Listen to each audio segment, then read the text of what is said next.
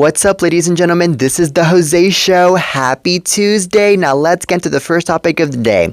Now, let's talk about David. So, this whole entire David case has been going nuts. So, apparently, the president of David's touring company was grilled Monday by a deputy district attorney in front of a grand jury on why he didn't call the cops. A grand jury is hearing evidence in the death of Celeste Rivas. TMZ broke the story. LAPD's robbery homicide division is considering David a suspect in what it says is a murder.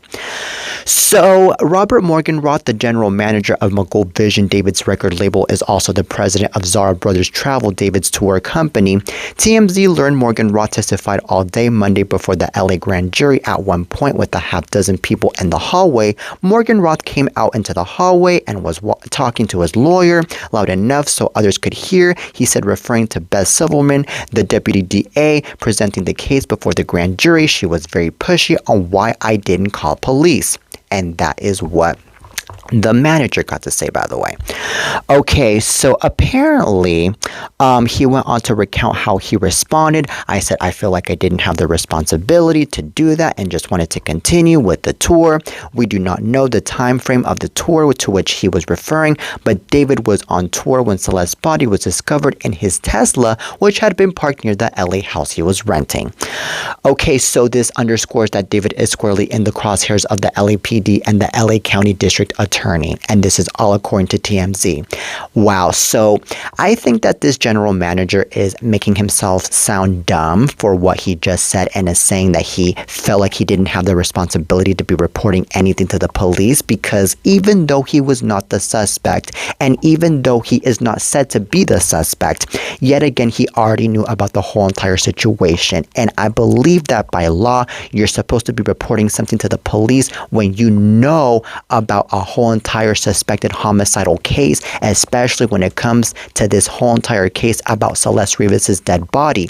Okay, especially because this general manager knows David. This general manager works for David, and it's very ridiculous how this general manager ended up putting the tour before the whole entire homicidal case, because this whole entire homicidal case is 1,000 times more important than this whole entire tour that they've been in throughout God knows how long. Okay, and let's be realistic here.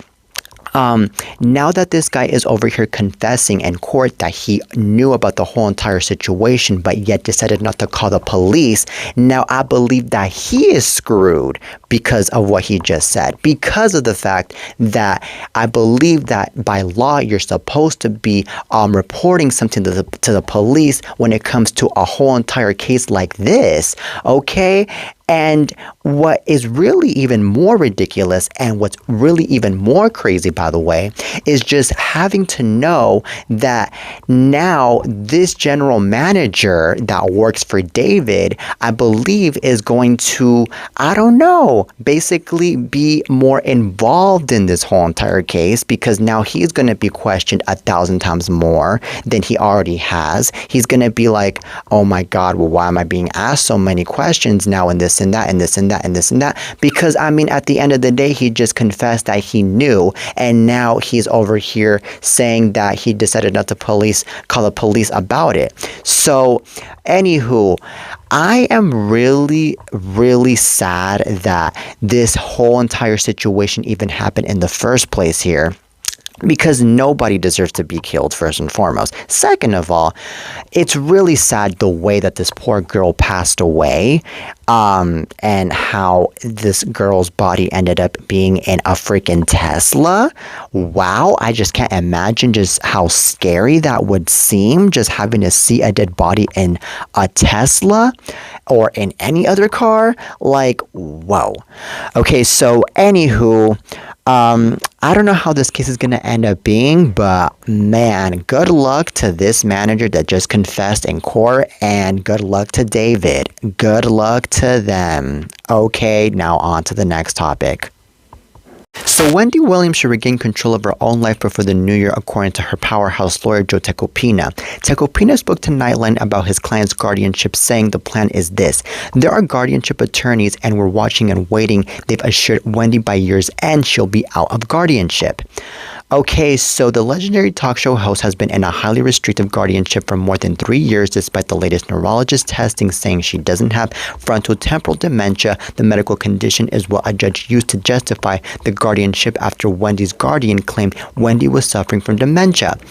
Okay, so frontotemporal dementia, according to multiple experts to whom we have spoken, TMZ has spoken, never gets better, only worse. Yet Wendy has exhibited remarkable neurological resilience since she got clean and sober 3 years ago.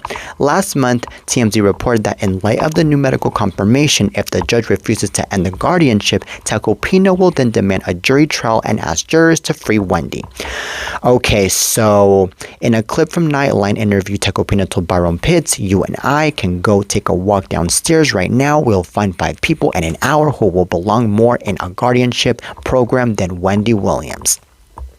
So, Wendy has reportedly been paying roughly $80,000 a month to the facility where she's been housed, and this is all according to TMZ. I cannot believe that Wendy Williams has gone through so much these past few years, and I am so glad that she is going to be free really soon because she deserves to be free because the woman is smart, she is not disabled, she does not have dementia, she is perfectly normal, okay? Like, I believe that it's so ridiculous and it's very angering having to find out that this poor woman has been abused financially and that, of course, a lot of people have been taking a lot of advantage of her financially, especially, which is really wrong because, I mean, this woman, first and foremost, she has worked her butt off for so many years to, pay for her mortgage, pay for her groceries, pay for all of what she needs, and also pay for the needs of her son, Kevin Hunter Jr. And she has been super successful at her talk show. She's been super successful with the radio, of course, way back in the day when she was in radio. And it has been, a huge name. She has been someone to be proud of for so many years now that unfortunately, it's like all of that went down to the freaking toilet all because of the fact that now she is getting financially abused. And what's really sickening is that a lot of people are even misinterpreting her as somebody that has dementia because of the fact that she's been seeming like this and she's been seeming like that, but yet again, it's perfectly fine to financially abuse her because of the fact that, she has a bunch of money and this and that, when in reality, this whole entire time, what they could have done since they thought maybe that she was not doing so well is, speak to her, understand her, listen to her, and not get into conclusions and then all of a sudden financially abuse her and take her to this house where now she is paying over $18,000 to stay there and then get her into a freaking conservatorship and then go off and freeze her own Wells Fargo account, which left her with zero. Like, what type of crap is that? Okay, so I think that Wendy Williams, when she is out of that damn conservatorship, she is going to be like, goodbye. I'm going to be doing whatever the heck I want. I'm going to be doing my talk show. I'm going to be doing a radio show. I'm going to be doing this, and this. I mean, I'm sure that she's able to recover all of that because I'm sure that she does want to return to all of that because at this point she's just sick and tired of being indoors, held hostage in a freaking cage basically, where she is being told what to do and what not to do like a freaking child. Like, wow. So, anywho, this is definitely going to come to an end. I mean, Britney, she was under a conservatorship for like 13 years and finally she's free. So if Britney is free, I'm sure that Wendy Williams will for sure be free really soon. We need to be positive and we need to be up here with the positivity. Okay, now on to the next topic. So Donald Trump implied he's resigning the presidency. Well, if he's not a better host than Jimmy Kimmel, that is cracking the joke during a Kennedy Center honors event at the White House. So the president of the United States took another shot at his talk show host nemesis while highlighting the annual award nominees, including Kiss, Sylvester Stallone, and more. So in the clip, Trump, who is hosting the Kennedy Center honors tonight, though it won't air on TV until December 23rd, says he assumes the media will tear apart his hosting no matter how well it goes. But he argues he's seen a ton of terrible hosts over the years. Just take Jimmy Kimmel, for example. So Kimmel's never hosted the Kennedy Center Honors, but he has hosted the Academy Awards 4 times, so it seems likely Trump's referring to one of those hosting gigs. Okay, so Trump then makes a bold proclamation joking, if I can't beat out Jimmy Kimmel in terms of talent, then I don't deserve to be president. Okay, so as we all know, Trump and Kimmel really don't like each other, with the former even pushing for the latter's show to be canceled after a comment he made regarding Charlie Kirk's shooter back in September. Wow. So this is all according to TMZ. I think that, you know what, if Trump is basically here admitting that if Jimmy Kimmel is better at hosting than he is, and that he would definitely resign as president because of that comment that he just made, by the way, then you know what? I am definitely in huge support that Donald Trump gets to be resigning from the White House, because that man should not be our president because of how horrible he's been as a president and how horrible he is as a human being. And I think that even a 5-year-old can be our president way better than he can. Okay.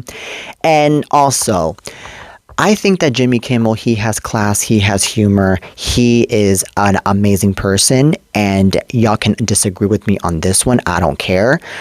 But I personally do believe that Jimmy Kimmel is amazing, because Jimmy Kimmel, he makes mistakes, yes, but he knows when he makes mistakes. He knows how to treat people. He has maturity. He has a way of saying jokes well. He has a way of entertaining all of us. He has a way to be doing a lot of amazing things as a host. And by the way, because of those things, he's been on the air for the past 22 years, which is something that not any talk show gets to last, by the way. And honestly, the fact that he ended up returning after that stupid, unfair cancellation that he had back in June just came to show how important he is, and how amazing he is, and how loved he is, and how much Trump cannot tear him down at all whatsoever. So, with all of that being said, ladies and gentlemen, I believe that Trump is right. I believe that, he is not really good at hosting at all. And I believe that Jimmy Kimmel is actually really good at hosting, and way better at hosting than he is. And with all of that being said, I think that maybe the one and only Jimmy Kimmel should be the one hosting the Kennedy Center Honors event instead of Trump should, because of the fact that, like I said, Jimmy Kimmel is better at the hosting than Trump is. Okay. So anyways, it's very funny, and it's really ridiculous at the same time that Trump is so obsessed with Jimmy Kimmel that he can't get his name out of his own damn mouth. And this whole entire fiasco about Jimmy Kimmel getting canceled from ABC happened months ago, and yet again, this man, Trump, is over here still mentioning about it. But see, the reason to why he's so obsessed with Jimmy Kimmel is because he's still upset about the time that Jimmy Kimmel ended up returning to ABC, even though Trump tried to tear him down. Because Trump, let's remember, he is so immature. He's that little kid that if he doesn't get what he wants, he'll stay mad about it, and he'll still whine about it, and he'll still complain about it. And he is like somebody that wants to win all the time, like a 5-year-old. That's the reason to why Jimmy Kimmel is all over his head. It's funny, my goodness. But anyways, Jimmy Kimmel is still unbothered, and I'm glad that he's still unbothered. And yeah, but anyways, on to the next topic. So Chad Spodek, the former Finding Prince Charming contestant who died last week, passed away from suicide, police told TMZ. Boca Raton Police Department in Florida confirmed the manner of death but declined to give further details. So, news of the reality star's death shook friends and family who set up a GoFundMe to help pay for his funeral and expenses related to his 5 pets. Family friend Kate Werbowski wrote, "His passing was sudden and heartbreaking, and we are still struggling to comprehend a world without his light." Chad made it all the way to episode 6 when he appeared on the 2016 show Finding Prince Charming, a show like The Bachelor Bachelor hosted by NSYNC star Lance Bass. So while Chad became one of the final 5 guys on the show, he shared his struggles with trust issues at the time and ultimately quit the program of his own volition. He was only 42 years old, so this is really sad that this guy passed away. Wow. This just comes to show that unfortunately suicide is something that is very common, unfortunately, and depression especially is very common. And I believe that it's one of those things where we need to seek help whenever we are going through depression instead of staying in that lane of depression. Okay? Talking to someone makes a huge difference. Getting help makes a huge difference. We are worthy, we are valuable in our own way, and we need to realize that. Okay? It doesn't matter what that person says about you. It doesn't matter what that person says to you. It doesn't matter whatever goes on. Because at the end of the day, you matter, you are valuable, and there are ways to fix whatever you are going through in life, okay? What matters is that you get to live, that you get to be strong, that you get to enjoy all of the beautiful stuff that life is giving you, that God is giving you, first and foremost. And I believe that this guy, Chad Spodek, should have known all of that instead of taking away his own life. Okay, this guy was really handsome. He was really talented. He definitely was somebody that, to me, seemed like he was bringing a lot of light and positivity to everyone, but unfortunately he wasn't bringing it to himself. He was basically putting himself second instead of putting himself first. Okay, and what's really traumatizing here is that this guy ended up hanging himself in his own backyard, and Chad's mother was the one that found him dead in his own patio.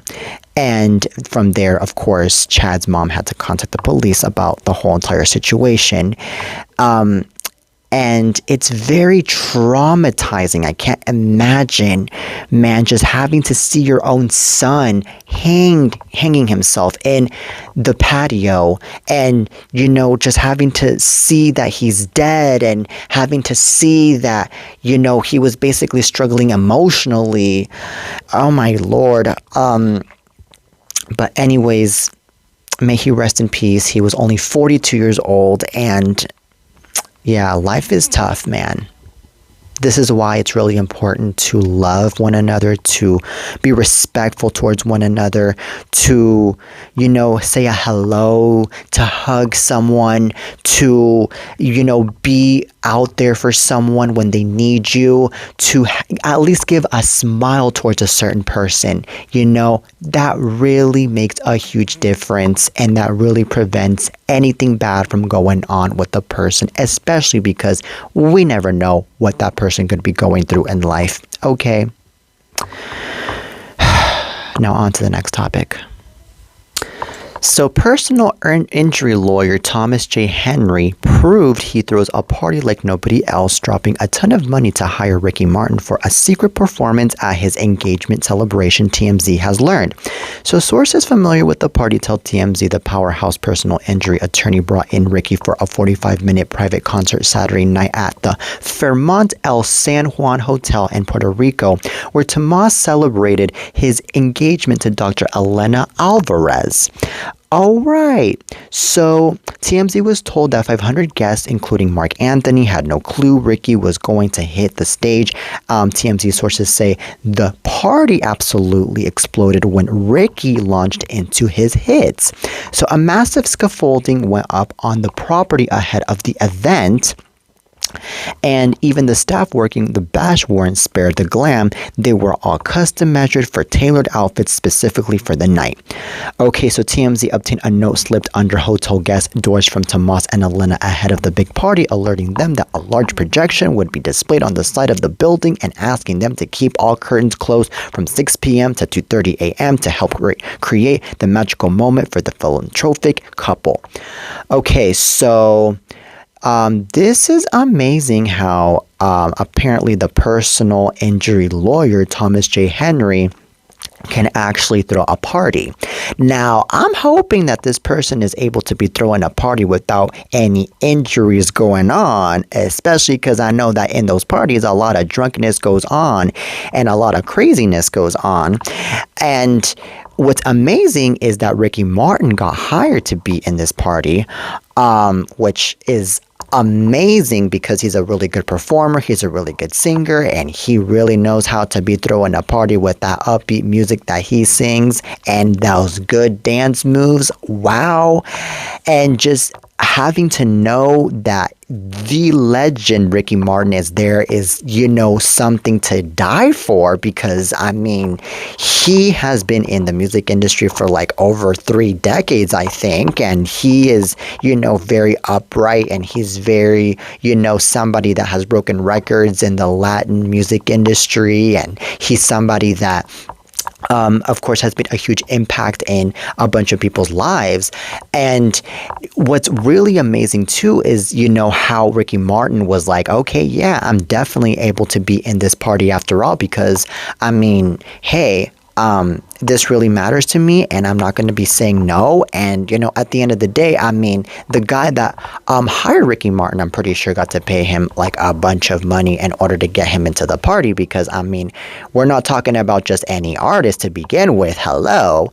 Okay. And it's really amazing too how this whole entire party was an engagement celebration. It wasn't just a simple engagement get together where the family gets together in a restaurant and celebrates and that's it. No. Basically this whole entire engagement celebration was celebrated like a wedding, basically, especially with 500 guests being there, and then Ricky Martin being there, and then good music being played by him, and and then the place was in a very good place, by the way. So there's also that. Which, by the way, is in a very nice hotel in Puerto Rico, and Puerto Rico is gorgeous, by the way. So, wow. I wish I was invited to this party. If I were invited to this party, trust me, I would have been one of the people to be dancing in that dance floor like crazy, and I would be dancing with Ricky Martin. I would meet Ricky Martin. I would shake hands with Ricky Martin. I would take a photo with Ricky Martin. I would even, maybe sing with Ricky Martin too, if he were to allow me. I wouldn't care if I even suck at singing. I would just go off and sing with that man. Jesus.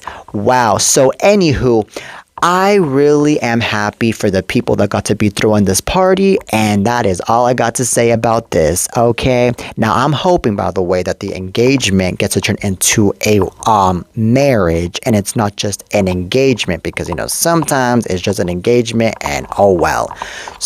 And it would be sad, especially because a bunch of money is being spent on this party that is huge for this whole entire engagement. So make the money worth it at least. Make the money spending worth it at least. Okay, so anywho, that is it for today's show, ladies and gentlemen. I really hope you guys enjoyed today's lovely episode of The Jose Show. Till next time, and peace.